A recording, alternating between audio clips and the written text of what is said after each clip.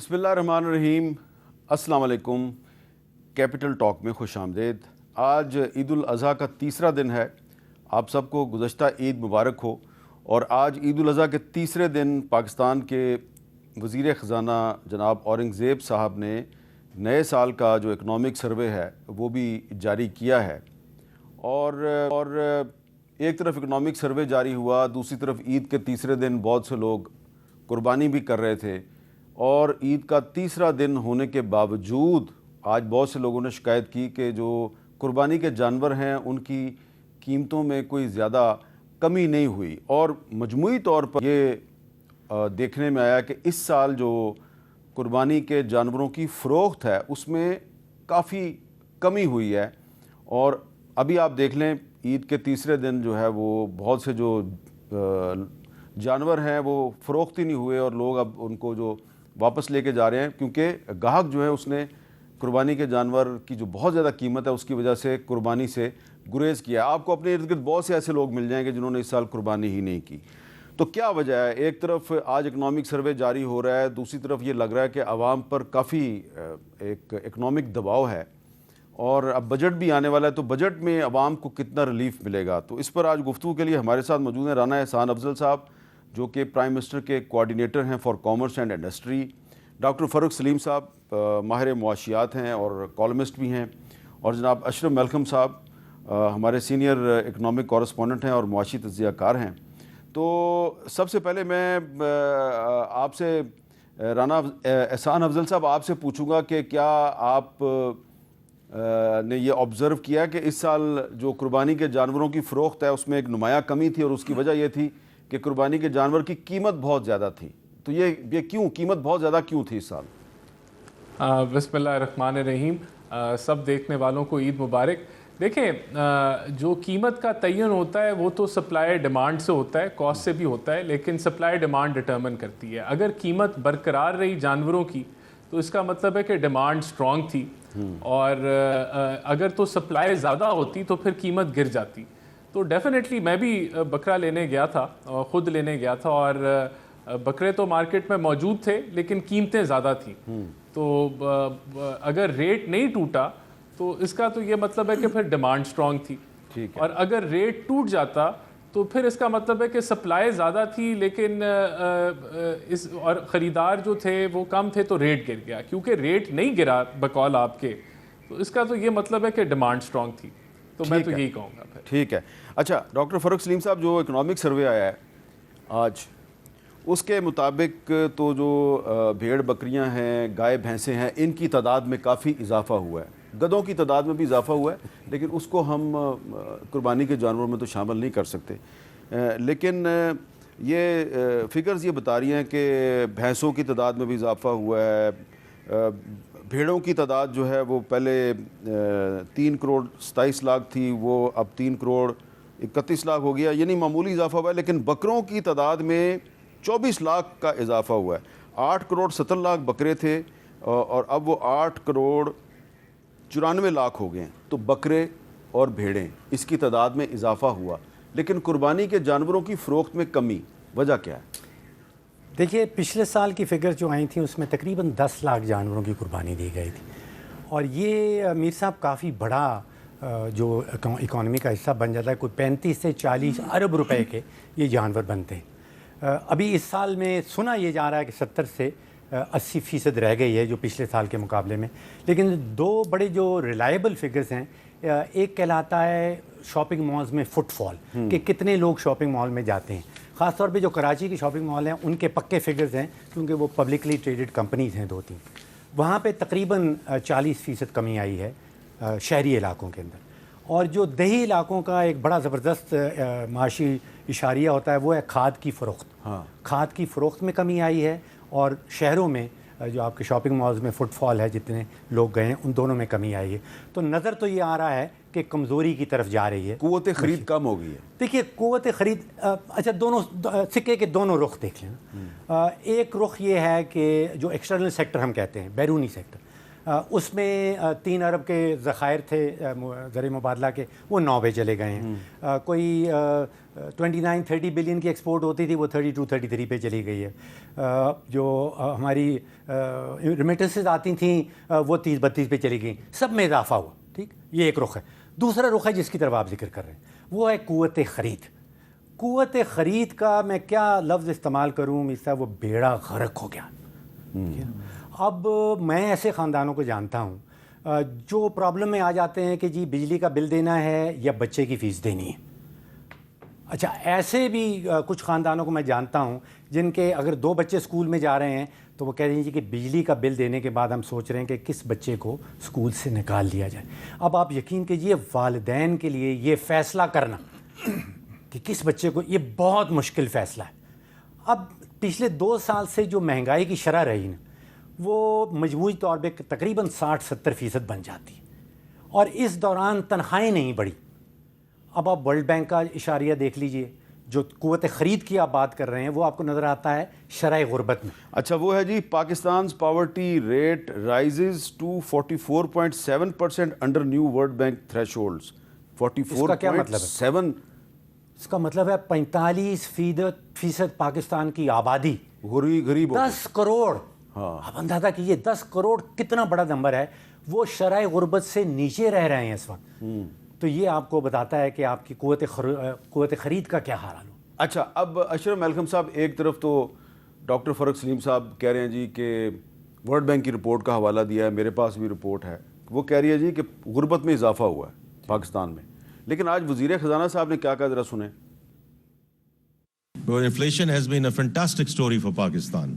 اگر آپ پاکستان کی انفلیشن کو دیکھیں، جو ہیڈ لائن انفلیشن یا سی پی آئی انفلیشن، یہ 29% سے کراس کر گئی تھی 2023 میں۔ پچھلے سال تقریباً اس وقت 23% کے قریب تھی، اور الحمدللہ now is 4.6%۔ So I think we have moved in the right direction.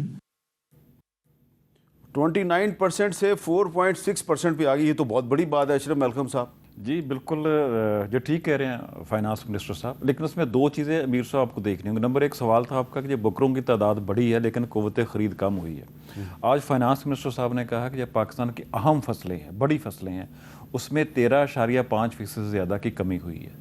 اس کمی کا نقصان کیا ہوا؟ لوگ بڑی فصلیں چھوڑ کے لائف سٹاک کی طرف آ گئے، اس میں بکروں کی تعداد تو بڑھ گئی، لیکن جو گندم بیچ کے، مکئی بیچ کے، چیزیں جو اہم فصلیں بیچ کے پیسے آتے تھے وہ پیسے نہیں آئے۔ 1 سال کے لیے پیسے ہولڈ ہو گئے، اب قوت خرید کسی کے پاس ہے نہیں۔ دوسری طرف پاکستان کی اکانومی میں جب تک لارج اسکیل مینوفیکچرنگ نہیں بڑھے گی، ریئل گروتھ نہیں ہوگی، اس کی 1.47% مائنس ہے، پچھلے سال کی نسبت کم ہوئی ہے۔ لارج اسکیل کا مطلب ہے ہزاروں لوگوں کو نوکریاں ملتی ہے، مزدوروں کو نوکری ملتی ہے، ان کے پاس پیسہ آتا ہے، ان کی قوت خرید بڑھتی ہے، وہ آپ کی مائنس ہوگی۔ ہم اس چیز میں ہمیشہ بڑے ماہر ہیں، بکس دکھا کے یہ فلاں ہو گیا، فلاں ہو گیا۔ اب جو ہماری انفلیشن گری ہے اس میں کتنا کردار ہے آپ کا؟ آپ نے کیا کیا؟ بجلی کے ریٹ کم کیے؟ نہیں کیے۔ پیٹرول کی قیمتیں کم کی ہیں، جتنی قیمت کم ہوئی آپ نے اتنا ٹیکس لگا دیا۔ 78 روپے پر لیٹر ہم اس پر پیٹرولیم ڈیولپمنٹ لیوی فی لیٹر دے رہے ہیں۔ پیٹرول پہ 78 روپے، ڈیزل پہ 77 روپے۔ جتنی آپ کو باہر سے کنسیشن ملی آپ نے اتنا ٹیکس لگا دیا۔ کمی کہاں ہوئی؟ کمی جو کسان کی گندم حکومت نے ریٹ 3900 روپے مقرر کیا ہوا ہے، 2200 روپے میں 2 سال سے گندم نہیں خریدی کسی نے۔ گندم انتہائی سستی ہوگی، اس نے اس چیز کو ہٹ کیا کہ آپ کی مہنگائی کی شرح کم ہوگی۔ آپ نے مہنگائی کی شرح کم کی ہے، بالکل کی ہے، لیکن اس غریب کسان کی کاسٹ پہ اچھا، مہنگائی کی شرح اگر کم ہوئی ہے تو یہ ورلڈ بینک کیوں کہہ رہا ہے کہ غربت بڑھ گئی ہے؟ ہاں، وہ انکم نہیں بڑھی۔ مہنگائی کی شرح کم ہوگی لیکن اس کے ساتھ ساتھ لوگوں کی غربت بڑھانی تھی۔ دوسرا اس میں ورلڈ بینک، میر صاحب ایک اور بھی ہے، انہوں نے غربت کا کرائٹیریا پچھلے دنوں چینج کیا ہے۔ پہلے جو غربت کی شرح تھی اس میں 3 پوائنٹ کچھ اتنے ڈالرز کا تھا، اتنی انکم ہوگی تو وہ غریب ہوگا، اب اس کو 4% سے زیادہ کر دیا۔ ابھی وہ فائنانس منسٹری کا آج ہی ان سے سوال بھی ہوا تھا اورنگزیب صاحب سے، انہوں نے کہا تھا کہ مجھے وہ رپورٹ ہم نے دیکھنی، آفیشیل میں ملی نہیں۔ ورلڈ بینک تو 2 نمبر ڈاکومنٹ نہیں ہوتا، یہ آپ کو رپورٹ مل گئی، آپ کو سوچنا چاہیے کیا ہوا ہے، کیوں ہم جو ایگزیکٹ نمبر 10 کروڑ 70 لاکھ شاید لوگ ہیں جو پاکستان میں خطے غربت سے نیچے ہیں۔ 10 کروڑ 70 لاکھ بہت بڑی تعداد۔ ویسے یہ بتائیں، لوگ یہ جاننا چاہیں گے آپ نے بکرا کتنے کا خریدا اس دفعہ؟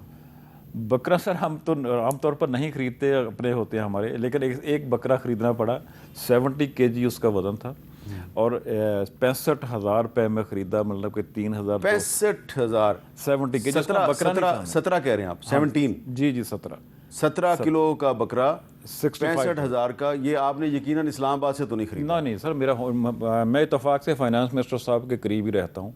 وہاں کا ریٹ ہے جو کہ ایک دیہاتی ایریا یہ ٹوبا ٹیکس ہے جی. اچھا. وہاں کا بکرا 17 کلو کا بکرا جو کہ روٹین میں ہم نہیں کیونکہ اسلام آباد میں تو 17 kg کا بکرا تقریباً 80-90 ہزار کا بک رہا تھا. شاید اس سے بھی زیادہ ہو جی. اس سے بھی زیادہ. اچھا اب رانا صاحب میں آپ سے نہیں پوچھوں گا کہ آپ نے بکرا کتنے کا خریدا. ٹیکنیکل سا سوال ہے کہ ایک طرف فائنانس منسٹر صاحب کہہ رہے ہیں جی کہ انفلیشن کم ہو گئی ہے، مہنگائی جو 2023 میں 29% پہ تھی وہ اب کم ہو کے 2025 میں 4.6% پہ آ گئی ہے، لیکن ورلڈ بینک کہہ رہا ہے کہ جو پاورٹی ہے یعنی غربت ہے اس میں 44.7% کا اضافہ ہو گیا ہے. تو یہ کنٹراڈکشنز کیوں ہیں وزیر خزانہ صاحب کے دعوے میں اور ورلڈ بینک کی فگرز میں کنٹراڈکشن نظر آ رہی ہے؟ حامد صاحب بہت ساری باتیں ہوئیں، میں آپ کے سوال سے شروع کر لیتا ہوں. دیکھیں ایک تو $2.15 جو ہے وہ تعین کیا ہوا تھا ورلڈ بینک نے غربت کی شرح کی پر ڈے جو ارننگ ہوتی ہے اس کو ریوائز کیا گیا $3 کے اوپر. تو جو ڈیفینیشن تھی پاورٹی لائن کی یا جو انکم آپ کو منیمم چاہیے تھی وہ چینج کر لی. ایک تو وہ ہے، اس پہ فائنانس منسٹر نے جواب دیا. لیکن جو اصل بنیادی سوال ہے، دیکھیں پاکستان میں جو یہ غربت اتنی بڑی پاپولیشن غربت کی شرح سے نیچے ہے وہ کیوں ہے؟ کیونکہ پاکستان کی کبھی بھی اکانومی سسٹینیبل گروتھ کی طرف نہیں گئی. اور وہ کیوں نہیں گئی؟ کیونکہ ہم ہمیشہ کنزمپشن لیڈ یا امپورٹ لیڈ گروتھ کی طرف ہم نے سفر کیا ہے. اور بوم بس سائیکل کا جو بوم اور بسٹ کا سائیکل ہے اکانومی کا کہ ہم ایک 6% کی گروتھ ریٹ اچیو کرتے ہیں اور پھر ہمارے پاس ایک $20 ارب یا $18 ارب کا خسارہ ڈالر میں پیدا ہو جاتا ہے اور پھر ہم ڈالر وہ کشکول لے کے دنیا بھر میں جاتے ہیں لینے کے لیے. تو اب بھی آج بھی ہم نے اسٹیبلائزیشن اچیو کی جس کا ذکر اکنامک سروے میں ہوا. اور واقعی جو آپ نے بات کی مہنگائی کی شرح 28-29% پہ تھی وہ آج 4.6% پہ آئی ہے. آپ کا جو انٹرسٹ ریٹ ہے وہ 22% پہ تھا، سود کی شرح وہ 11% پہ آئی ہے. آپ کے ریزروز بلڈ ہوئے ہیں، بہت ساری چیزیں بہتر ہوئی ہیں.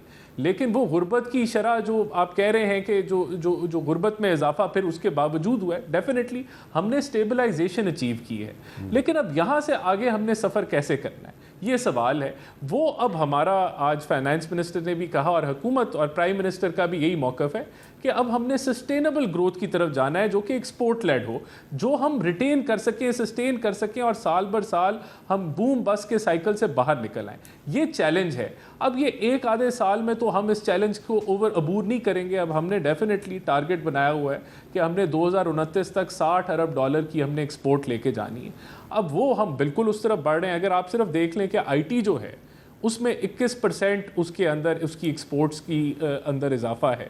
آپ کی اوور آل ایکسپورٹس میں 7% اضافہ ہے. ریمیٹنسز میں آپ کو ایک بڑا اچھا اضافہ مل گیا ہے.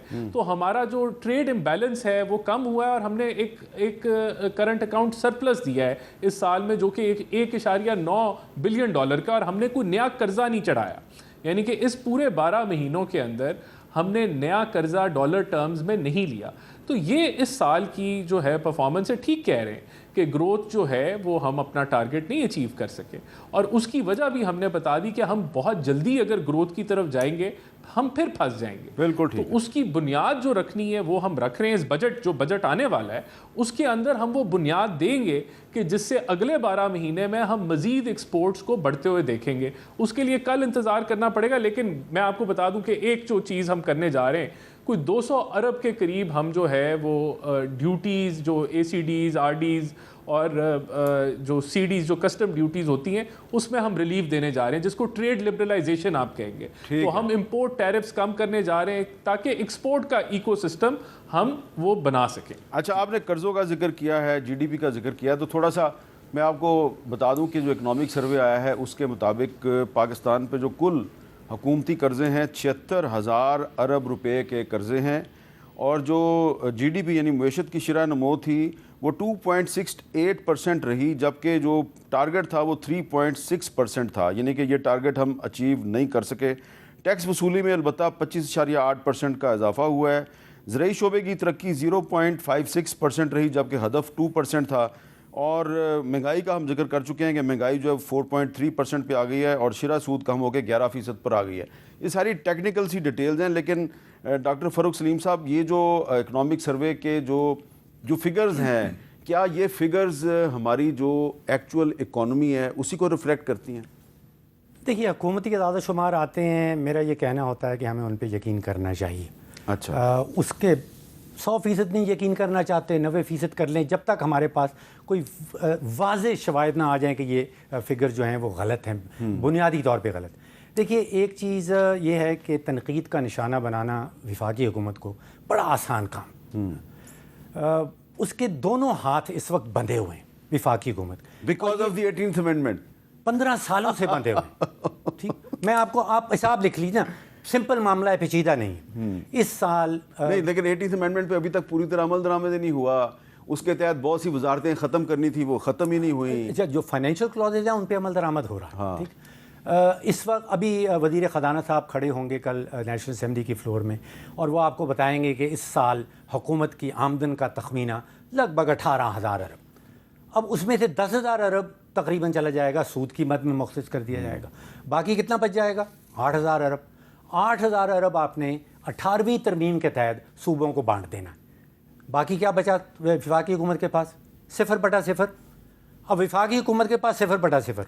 ابھی 2,500 ارب کا میرے تخمینے کے مطابق دفاعی بجٹ دینا ہے. 1,000 ارب کی پینشنز رہ گئی ہیں, 2-2,500 ارب کی آپ نے سبسڈیز دینی ہوں گی, 3-4 ارب کا ترقیاتی بجٹ ہے. ابھی 0 ہے. کم از کم ڈیفینس بجٹ میں تو مجھے لگتا ہے کہ صوبے جو ہیں وہ کچھ نہ کچھ کنٹریبیوٹ کریں گے. اچھا, اب آپ سوچئے کہ جو 10,000 ارب ہم نے دے رہے ہیں سود کی مد میں, وہ قرضہ جات صرف اسلام آباد کے اوپر تو خرچ نہیں ہوئے تھے. جو دفاع کی مد میں 2,500 دے رہے ہیں, افواج پاکستان صرف اسلام آباد کا دفاع تو نہیں کرتے ہیں, پورے پاکستان کا دفاع ہو رہا ہے. اور بڑی ایگزامپلز ایسی ہیں. دیکھیے, کینیڈا ایک ملک ہے, وہ کنفیڈریشن ہے, حالانکہ اس کے صوبے بہت ہی آزاد ہیں.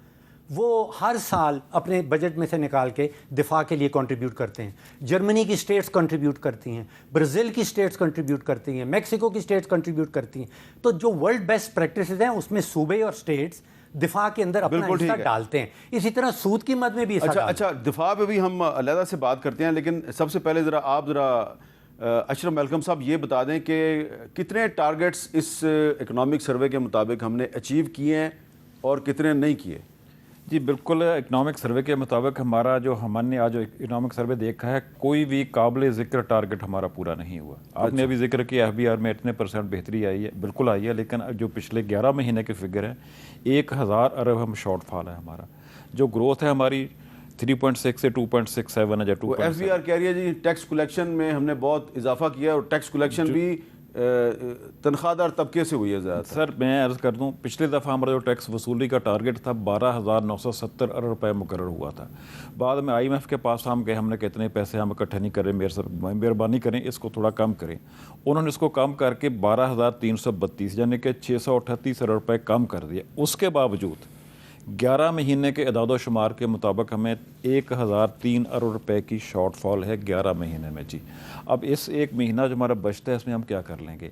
یہ کہ 1200-1300 کا شارٹ فال ہوگا. جی ہم بہتری پھر کہاں پہ؟ اس کے لیے FBR جو ہے وہ لوگوں سے کہہ رہی ہے ایڈوانس ٹیکس دو ہمیں.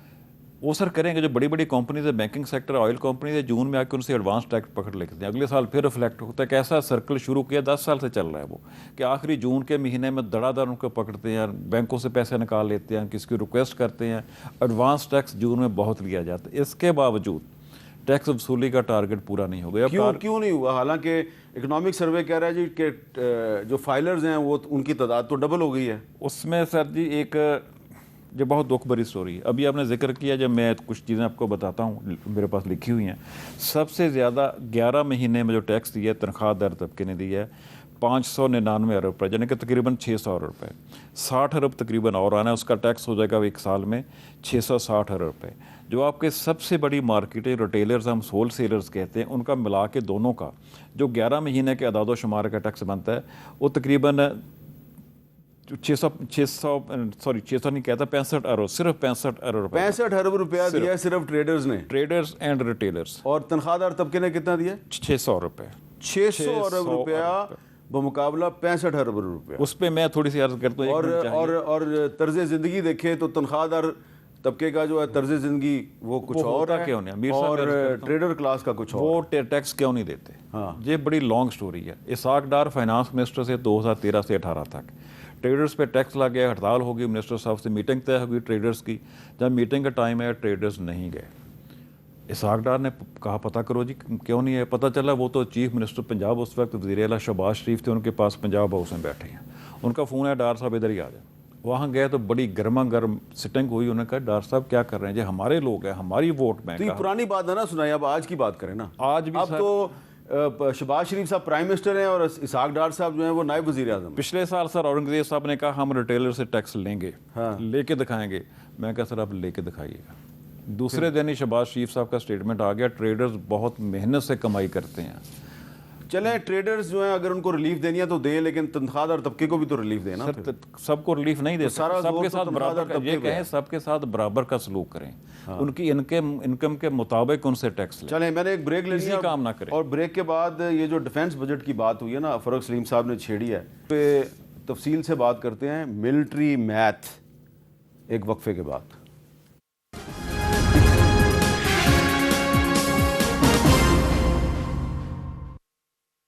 کیپٹل ٹاک میں دوبارہ خوش آمدید. یہ جو مئی کا مہینہ گزرا ہے, اس مئی کے مہینے میں پاکستان نے اپنے سے کئی گنا بڑے دشمن بھارت پر ایک فوجی فتح حاصل کی ہے. تو ہم نے اپنی آرمی, ایئر فورس اور نیوی کے ذریعے تو بھارت کو شکست دے دی, لیکن جو معاشی محاذ پہ ایک اکنامک فرنٹ پہ جو ہماری جنگ جاری ہے, اس جنگ میں ہم کیسے جیتیں گے جبکہ ہمیں بھارت کی طرف سے دوبارہ بھی حملے کے خطرے کا سامنا ہے. اور بھارت کا ڈیفنس بجٹ دیکھیں اور پاکستان کا ڈیفنس بجٹ دیکھیں تو اس میں بہت فرق ہے.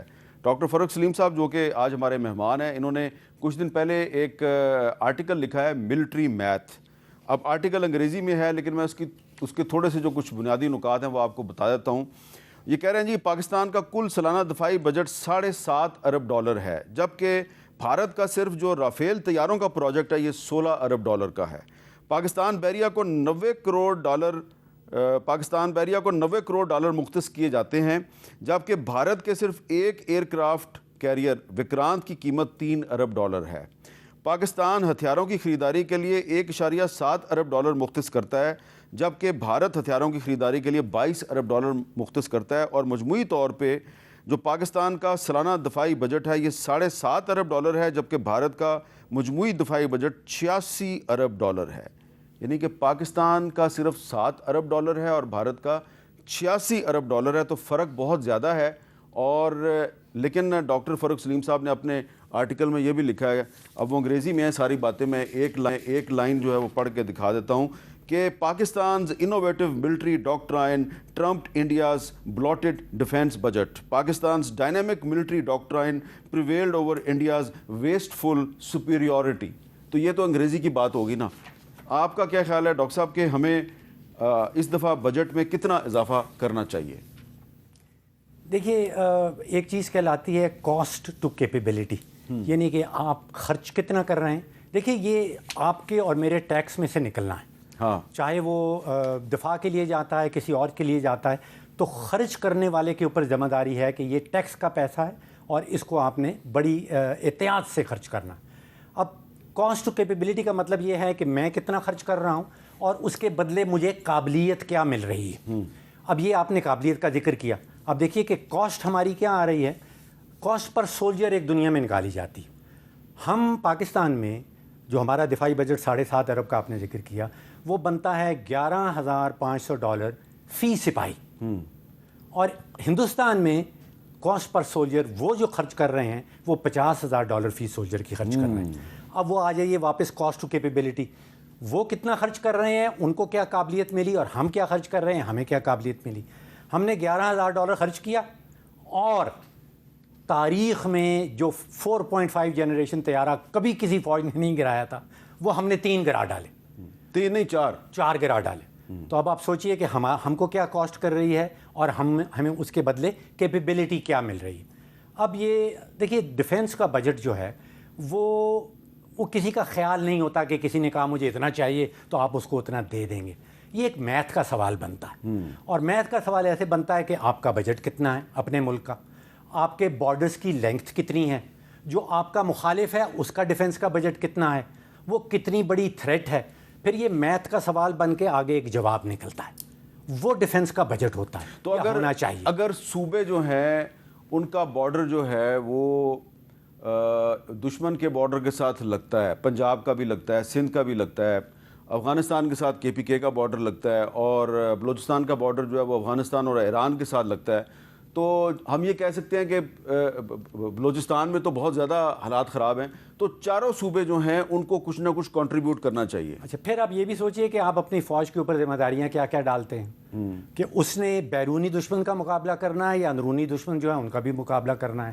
کیا ڈی چوک میں بھی ہم بلا لیتے ہیں فوج کو. اب اگر آپ کے یہاں فلڈ آ جاتا ہے تو اس کو کون دیکھتا ہے, کہ آپ نے ڈیزاسٹر مینجمنٹ بھی ان سے کروانی ہے. تو یہ بھی اس ایکویژن کا حصہ بنتا ہے, اور پھر نتیجہ نکلتا ہے کہ آپ کا بجٹ کیا ہونا چاہیے یا کیا ہوتا ہے. میلکم صاحب, ڈیفینس بجٹ میں آپ کو کیا لگ رہا ہے, بجٹ میں کتنا جو فیڈرل بجٹ آ رہا ہے تو اس میں ڈیفینس میں کتنا اضافہ ہو سکتا ہے؟ سر پچھلے سال جو ایگزیکٹ فگر تھی نا 2122 ارب روپے تھی, لیکن وہ کافی نہیں تھی, اس میں کچھ اضافہ یقیناً ہوا جس کو سپلیمنٹری گرانٹ کی صورت میں گیا جی.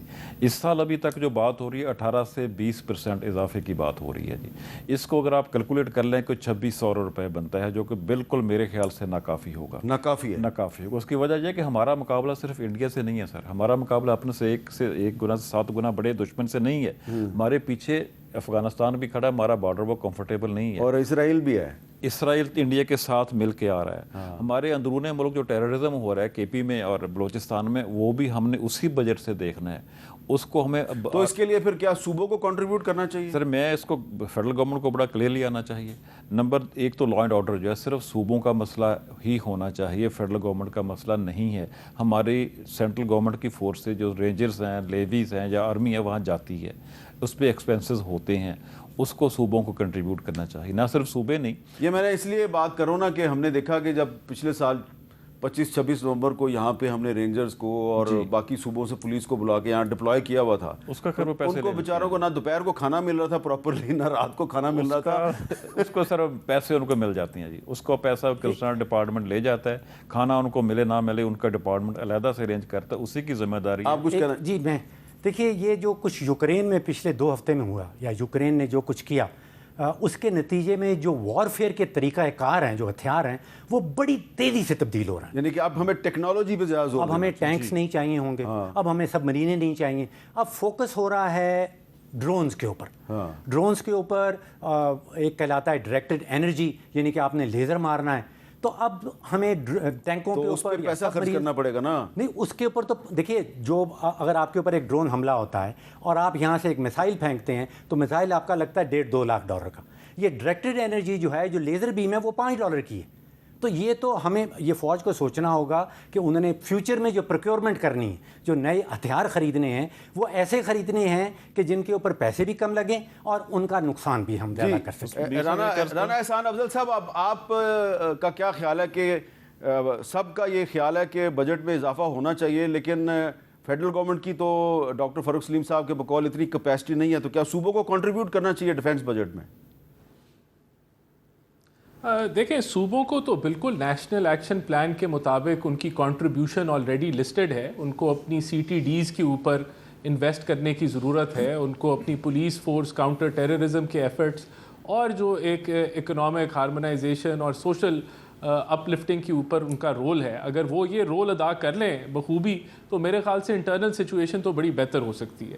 جہاں تک بات ہے کہ وہ ڈیفنس میں ابھی جو نیشنل فسکل پیکٹ ہے, اس کے تحت 2 بڑے کام ہوئے ہیں, اور صوبوں نے ان میں بالکل رول ادا کیا ہے. ایک تو ایگریکلچر ٹیکس جو ہے, وہ اس میں ہاریزونٹل ایکوٹی نظر آئی ہے کہ اس کو برابری کی انکم کو برابری کے تحت ٹیکس کیا جائے گا. دوسرا کام جو کیا گیا ہے وہ یہ ہے کہ FBR اور DC ریٹ جو ہوتے تھے پراپرٹی کے, ان کے اندر بھی ہم آنگی آئی ہے. تو یہ 2 بڑے کام نیشنل فسکل پیکٹ کے تحت یہ کیے گئے ہیں. باقی یہ ایک بڑی ڈبیٹ ہے کہ صوبوں کو کیا جو ہے ملک کے قرضوں کے لیے جو ہے وہ براہ راست دینا چاہیے ہے، ڈیفنس میں دینا چاہیے. بہرحال اس بجٹ کے اندر ہم ضرور اپنے ڈیفنس کو بجٹ کو بڑھانے جا رہے ہیں. ایگزیکٹ فگر کل آئے گا، لیکن ہمیں اسپارٹ سپینڈنگ کرنی ہے جس کے اوپر سارے دونوں اسپیکر بات کر رہے ہیں کہ وہاں انویسٹ کرنا چاہیے جہاں سے رزلٹ نکلے. اور الحمدللہ پاکستان نے ایروناٹیکل اور ایئر اسپیس ٹیکنالوجی میں انویسٹ کیا، اور پاکستان ان واحد ملکوں میں سے ہے جو فائٹر جیٹس بنا بھی رہا ہے. الحمدللہ جو JF-17 ہے اس کے اندر پاکستان کو بنانے کا بھی رول ہے، جو آپ کا چائنا کے ساتھ ایک جوائنٹ کولیبوریشن ہے.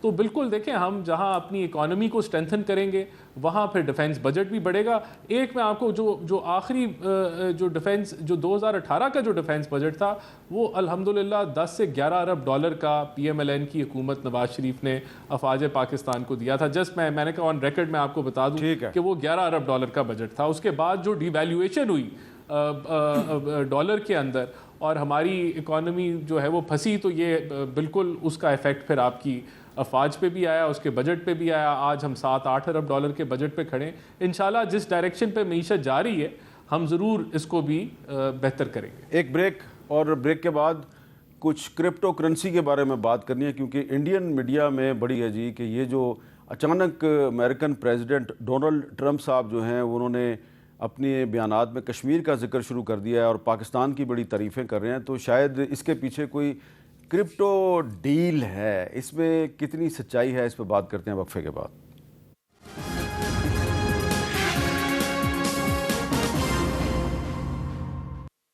کیپٹل ٹاک میں دوبارہ خوش آمدید. ڈاکٹر فاروق سلیم صاحب، یہ کچھ انڈین میڈیا کی جو رپورٹس ہیں آپ کی نظروں سے بھی گزری ہوں گی. یہ اکنامک ٹائمز ہے، انڈیا کا اخبار ہے، کہہ رہا ہے Pakistan strikes deal with Trump family backed crypto venture. اچھا، اسٹیٹ بینک آف پاکستان نے اس کی وضاحت کی ہے. پہلے ایک وضاحت کیجیے کہ یہ جو کرپٹو کرنسی ہے یہ پاکستان میں انلیگل ہے، لیکن پھر بعد میں ایک اور وضاحت آئی کہ نہیں جی اس پہ ہم ابھی بات چیت کر رہے ہیں. تو یہ کیا کرپٹو کرنسی کے حوالے سے جو انڈین میڈیا میں جو پروپیگنڈا چل رہا ہے، آپ اس کے بارے میں کیا بتائیں گے ہمیں؟ دیکھیے میر صاحب، انسانی تاریخ کی دو سب سے بڑی جو ایجادات ہیں وہ پہلی آرٹیفیشل انٹیلیجنس ہماری زندگی میں جو آئیں، اور دوسرا بلاک چین کی ٹیکنالوجی. اب بلاک چین جڑا ہوا ہے کرپٹو کرنسی کے ساتھ. پاکستان کو بلاک چین میں جانا ہی جانا ہے. اگر پاکستان نہیں جاتا تو ہم دنیا سے ارریلیونٹ ہو جائیں گے، کیونکہ باقی دنیا سب بلاک چین کی طرف جا رہی ہے. پوری دنیا کی ریل اسٹیٹ بلاک چین میں جا رہی ہے، اسٹاک ایکسچینجز بلاک چین میں جا رہے ہیں. آپ کا گھر ایونچولی بلاک چین میں چلا جائے گا. میرا گھر، آپ کی گاڑی، سارے اثاثہ جات جو ہیں وہ بلاک چین میں جائیں. کہیں ہم بھی نہ چلے جائیں بلاک چین میں. دیکھیے، اگر ہم نہیں جائیں گے تو ہم دنیا سے پیچھے رہ جائیں گے. آپ جائیں گے بلاک چین میں تو ہم نے جانا ہی جانا. اگر اس کو اب ہم مل کے جائیں، ٹرمپ کے ساتھ رہ کے جائیں یا ٹرمپ کے بغیر رہ کے جائیں، جانا تو ہم نے ہے. ٹھیک ہے. دنیا کا کوئی بھی ملک ہو، دنیا کا کوئی بھی شخص ہو، دنیا کی کوئی بھی طاقت ہو، اس نے آرٹیفیشل انٹیلیجنس اور بلاک چین کا حصہ بننا ہی بننا. تو اس کے لیے یہ جو بجٹ آ رہا ہے ملکم صاحب، اس میں کوئی اناؤنسمنٹ ہوگی؟ میر صاحب ایک چھوٹا سا واقعہ سناتا ہوں. میں پارلیمنٹ تک 15 دن پہلے مجھے نون لیگ کے بہت سینئر عہدیدار جب متعدد وزارتوں پہ رہ چکے ہیں، انہوں نے مجھے ہاتھ دے کر روکا، نے کہا اشرف یار یہ کرپٹو کرنسی کیا ہے؟ میں کہا آپ کے پاس کتنا ٹائم میرا جواب کے لیے؟ انہوں نے کہا جتنا جلدی. میں نے کہا سنگل لائنر یہ منی لانڈرنگ کا ایک ٹول ہے. اس نے کہا یار میں نے رات وزیر سیکرٹری خزانہ سے بھی بات کی ہے، چیئرمین FBR کی بھی بات کی ہے، وہ بھی یہی کہتے ہیں، تو پھر ہم کیوں کر رہے ہیں؟ میں کہا جی تو گورنمنٹ جانے، آپ جانے جی. انہوں نے کہا آئی ول ٹاک آن اٹ. دوسرے سر ایشو آیا 3 مہینے پہلے تک اسٹیٹ بینک کہہ رہا تھا ہم نے اس کو لیگلائز نہیں کرنا، جو مرضی ہو جائے. پھر اچانک ہی کرپٹو کونسل بن گئی. پھر پتہ چلا کہ صاحب آئے ہیں جو کہ انڈین اخبار کی خبر ہے، ہمارے پاس آفیشیلی پہلے یہ ریلیز ہو چکی ہے فائنانس منسٹری سے، کہ یہ ٹرمپ فیملی کے بہت قریب سمجھے جاتے ہیں. کون؟ جو بلال بن ثاقب صاحب آئے ہیں. نہیں، میرا خیال ہے ایسی بات نہیں ہے، لیکن آپ کچھ کہنا چاہ رہے ہیں. جی دیکھیے، 70 لاکھ گاڑیاں رجسٹرڈ ہیں اس وقت پاکستان میں، اور 27,000 اموات ہوتی ہیں ٹریفک ایکسیڈنٹس میں. اب میں یہ کہوں کہ وہ 70 لاکھ کاروں کو بین کر دیں، کرپٹو کرنسی سے ضرور سٹے کا کام ہوتا ہوگا، لیکن اس کا مطلب یہ نہیں ہے کہ آپ کرپٹو کرنسی اور بلاک چین کو منی لانڈرنگ تو کرپٹو کرنسی کے بغیر بھی ہو رہی ہے. جب وہ ایگزسٹ نہیں کرتی، آپ کے خیال میں کرپٹو کرنسی جب کرپٹو کرنسی ایگزسٹ نہیں کرتی تھی پاکستان میں اس کو لیگلائز کرنا چاہیے، اس کے علاوہ کوئی چارہ ہی نہیں ہے. 2.5 کروڑ پاکستانی آلریڈی. اچھا رانا صاحب، اینڈ میں صرف یہ مختصر سا جواب دیں کہ آپ کا کیا خیال ہے، بجٹ میں کوئی اناؤنسمنٹ ہوگی کرپٹو کرنسی کے حوالے سے؟ دیکھیں یہ تو کل اس کے اوپر اناؤنسمنٹ ہوگی. دیکھیں بات یہ کہ اگر ایک نئی ٹیکنالوجی آئی ہے اور لوگ اس کے اندر انویسٹ کر رہے ہیں تو ہم اپنی آنکھیں نہیں بند کر سکتے. حکومت کا کام ہوتا ہے چیزوں کو ریکگنائز کرنا اور پھر ریگولیٹ کرنا جس حد تک اس کی ضرورت ہے. ڈیفینیٹلی اگر پاکستانی انویسٹ کر رہے ہیں تو حکومت کی نظر ہونی چاہیے, اس کے لیے کرپٹو کاؤنسل بنائی گئی ہے. اور یہ جو انڈیا کے اوپر یہ پروپیگنڈا کیا جا رہا ہے, اگر کسی فرم کے ساتھ ایم او یو سائن ہوتا ہے یا کوئی ایگریمنٹ ہوتا ہے تو ڈیفینیٹلی وہ کیبنٹ میں آتا ہے, کیبنٹ اس کو اپروو کرتی ہے اگر کوئی حکومت کا ادارہ کرتا ہے. تو یہ پروپیگنڈا ہے جو کہ دوبارہ بتا رہا ہے کہ انڈیا کتنا پریشان ہے اور اب وہ بہانے ڈھونڈ رہا ہے اپنی عوام کو بتانے کے لیے کہ ان کو شکست کیوں ہوئی ہے. بہت بہت شکریہ رانا احسان افضل صاحب, جناب ڈاکٹر فرق سلیم صاحب اور اشرف ملکم صاحب. بجٹ جو ہے وہ آنا ہے تو اس میں دیکھتے ہیں پھر کیا اناؤنسمنٹ ہوتی ہے. اجازت دیجیے, اللہ حافظ.